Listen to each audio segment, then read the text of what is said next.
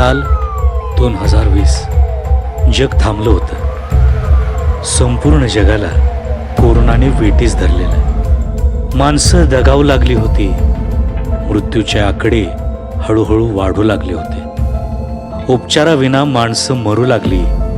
अशा वेळी कोरेगावमध्ये लोकांच्या रक्षणासाठी उभा राहिला एक देवदूत. साताऱ्यातील कोरेगावमध्ये 222 बेडचं हॉस्पिटल उभारणारा आमदार रुग्णांसाठी देवदूत ठरतोय. पॉझिटिव्ह आहे म्हणून आम्हीच जर घाबरून घरात बसलो तर आम्हाला आमदार म्हणून राहण्याचा काही नैतिक अधिकार राहत नाही असं मला वाटतं. म्हणून आम्ही सगळे इथं जनतेची सेवा करतो. नेतृत्व सिद्ध करायची जेव्हा वेळ येते तेव्हा घरात बसायचं नसतं, जीवाची बाजी लावून लढायचं असतं. हा विचार सिद्ध करणारं मूर्तिमंत नेतृत्व कोरेगावला लाभलं याचा सर्वांना अभिमान वाटतो. म्हणजे दादांच्यासारखा माणूस भेटणं फार अवघड आहे. आम्हाला तर देवाच्या जागेवर आहे. कोरेगावमध्ये, सातारामध्ये, पुण्यामध्ये आम्हाला कुठंच उपलब्ध खॉट किंवा ॲडमिट करायची सोय नसल्यामुळं मग साहेबांच्या कोविड हॉस्पिटलला आम्ही गेलो. साहेबांनी तिथं ॲडमिट करून घेतलं. फोन करून त्यांना डॉक्टरांनी तिथलं सांगितलं. जागा नव्हती तरी पण करून घेतलं. पहिल्या दिवशी मला भुईवर खाली टाकलेलं. त्यानंतर साहेब संध्याकाळी आले भेटायला राऊंडला. त्यावेळेस बघितलं तर खाली झोपलं. साहेबांनी एका रात्रीत खॉट, गादी, सगळी बेडची सोय केली. सकाळी पुन्हा आल्यानंतर विचारलं सोय झाली का? चांगली झाली म्हणलं साहेब. मुलांनी फोन केला. आमची अवस्था गंभीर होती. त्यांनी माझ्या मुलांनी मुंबईवरून आलं आणि त्यांनी फोन केला महेश शिंदेंना की माझ्या आईवडिलांना बेड नाही, तुम्ही काहीतरी सोय करा. मग त्यांनी फोन करून आम्हाला बेडची सोय केली. हे पहिलं जीवदान तर आम्हाला महेश शिंदेंनी दिले. मतदारसंघातील जनतेची अगदी स्वतःच्या कुटुंबासारखी काळजी घेत होते. यात त्यांच्या पत्नी प्रियाताई शिंदे आणि बहीण डॉक्टर अरुणाताई बर्गे दिवस रात्र कार्यरत होत्या. मृत्यू साक्षात लोकांच्या समोर उभा असताना त्याच्या पुढे ठामपणे उभे राहिले. श्री काडसिद्धेश्वर महाराज हॉस्पिटलच्या माध्यमातून रुग्णांवर योग्य आणि वेळेत उपचार केले. लोकांचे प्राण वाचवले.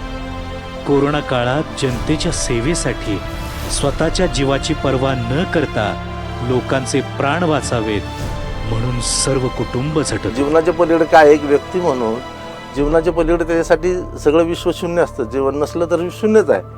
मग ते स्वतः जीवाची पर्वा न करता करत होते. हे काय मतदानासाठी आणि राजकारणासाठी करत होते का? जेवढे कोविडमध्ये आजारी होते, ह्या महामारीमध्ये जेवढे आजारी लोक होते त्यांच्या स्वतःच्या खाटाजवळ येऊन बसायचं आहे.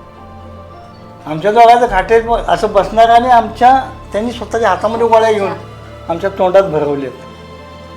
असे आमदार आम्ही ह्याच्यापूर्वी इतकं माझं वय झालं पण असे आमदार कधी होईल नाही. ह्याच्यापूर्वी पण नाही, आताही नाही. घरी डॉक्टर येणार नाही, मग तिथं डॉक्टर आहेत का? मी आहे की तुम्हाला? मी आहे, सगळी पोरं आहेत की आपली.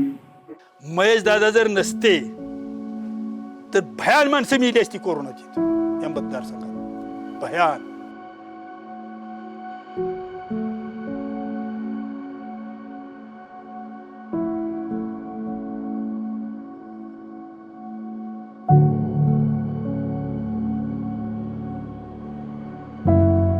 क्षण असा दिसला होता की पुढं काळ येऊन थांबला की आपल्याला सांगावं आला इथपर्यंतच होती. परंतु त्या वेळेसची जी मूर्ती आमच्या समोर राहिली होती ती बर्गेताईंच्या रूपाने, महेश शिंदे साहेबांच्या रूपाने राहिली होती. की त्यांचा जो मला अजून तो क्षण आठवला तरी मन गहिवरून येतं.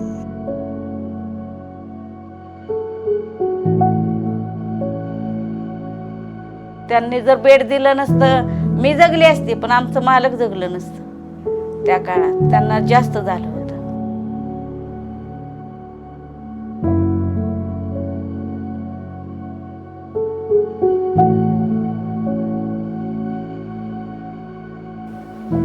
त्यांचे मी घरी आणल्यानंतर मला मशीन होती 1.5 महिना, ऑक्सिजन मशीन.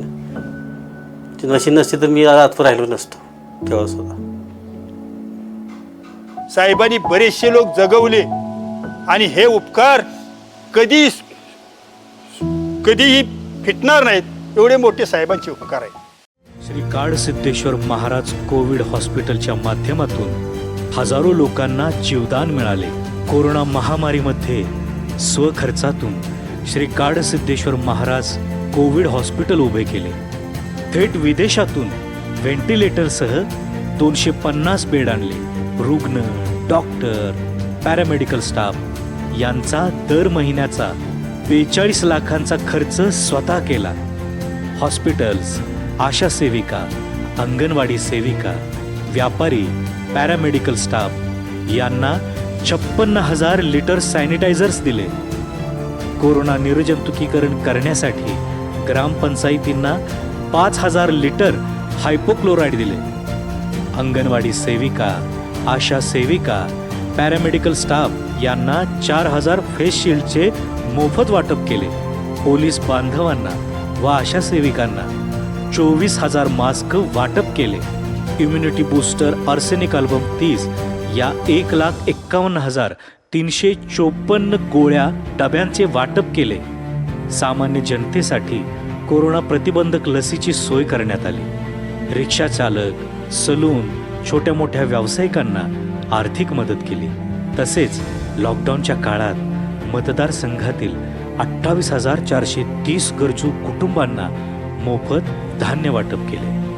महेश दादा ज्या बाजूने आहेत त्यांना बहुमतानं निवडून देणं आणि दिल्लीपर्यंत त्यांचं सरकार असणं देशाच्या हितासाठी आहे, सर्वांच्या हितासाठी आहे. आमदार होऊन मंत्री मंत्री व्हावे साहेब, ही आशा आहे. महेश यादव आल्यापासून विकास भरपूर झाला. पहिला इतका विकास होत नव्हता, व्हायचा पण थोडासा लाखात व्हायचा. आता साहेबांचा कोटीत विकास व्हायला लागला.